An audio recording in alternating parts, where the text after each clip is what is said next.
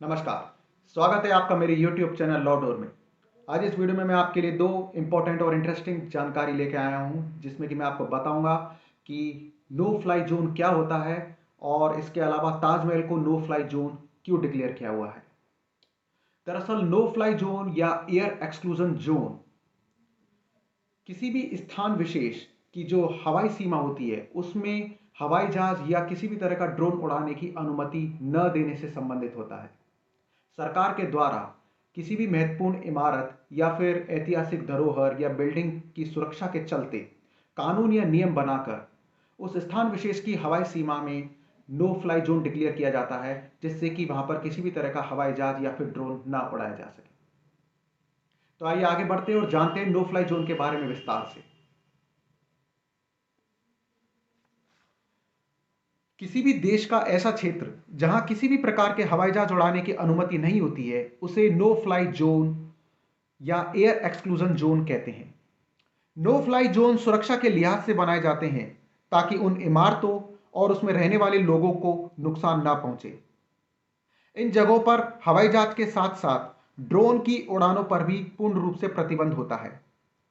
ऐसा करने का मकसद देश की महत्वपूर्ण और ऐतिहासिक जगहों को सुरक्षित करना होता है। नो फ्लाई जोन के अंतर्गत किसी भी देश के निम्न क्षेत्रों को शामिल किया जाता है। पहला, ऐसे क्षेत्र जहां की परिस्थितियां हवाई जहाज उड़ाने के लिए अनुकूल नहीं होती हैं, उन्हें नो फ्लाई जोन के अंतर्गत रखा जाता है। सुरक्षा की दृष्टि से कुछ महत्वपूर्ण इमारतों जैसे कि राष्ट्रपति भवन, संसद भवन, प्रधानमंत्री आवास, टावर ऑफ साइलेंस जो कि मुंबई में है, आदि को नो फ्लाई जोन के अंतर्गत रखते हैं। तीसरा, विश्व धरोहर स्तर के रूप में ऐतिहासिक और सामरिक दृष्टि से महत्वपूर्ण इमारतों को भी नो फ्लाई जोन में शामिल किया जाता है। और अब जानते हैं कि ताजमहल के ऊपर से हवाई जहाज क्यों नहीं उड़ा सकते हैं। दरअसल सन 2006 में एक कानून पारित किया गया है जिसके तहत ताजमहल को भी नो फ्लाई जोन में शामिल किया गया है और ताजमहल के चारों ओर का करीब 7.4 किलोमीटर का क्षेत्र यानी कि करीब 7.5 किलोमीटर के क्षेत्र में किसी भी प्रकार के हवाई जहाज को उड़ाने पर रोक लगा दी गई है। अतः इस कारण से अब कोई भी व्यक्ति ताजमहल के ऊपर से हवाई जहाज नहीं उड़ा सकता है।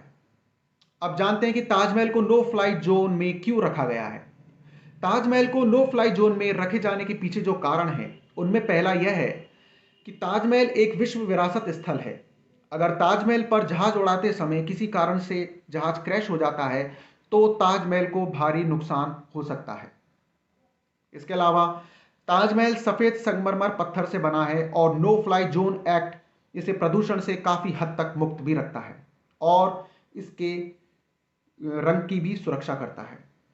वैसे भी 9/11 के हमले के बाद में बहुत सारे देशों ने एयर ट्रैफिक डाइवर्जन के लिए ऐसे नियम बनाए हुए हैं। अब जानते हैं कि भारत में ऐसे कौन से नो फ्लाई जोन हैं जिनके ऊपर से हवाई जहाज नहीं उड़ाया जा सकता है। पहला, संसद भवन दिल्ली। दूसरा, प्रधानमंत्री आवास दिल्ली। तीसरा, राष्ट्रपति भवन दिल्ली। भारतीय वायुसेना के विभिन्न महत्वपूर्ण ठिकानों के आसपास का क्षेत्र। पांचवा, तिरुमाला वेंकटेश्वर मंदिर जो कि आंध्र प्रदेश में है। छठा, पद्मनाभ स्वामी मंदिर केरल। सातवां, ताजमहल आगरा।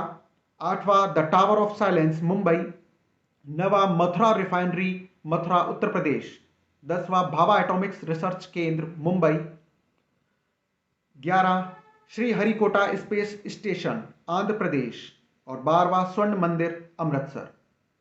इन सभी स्थानों को भारत सरकार के द्वारा नो फ्लाइंग जोन घोषित किया हुआ है, यानी कि इन सभी इमारतों के ऊपर से किसी भी तरह का हवाई जहाज या ड्रोन उड़ाने की अनुमति किसी को भी नहीं है।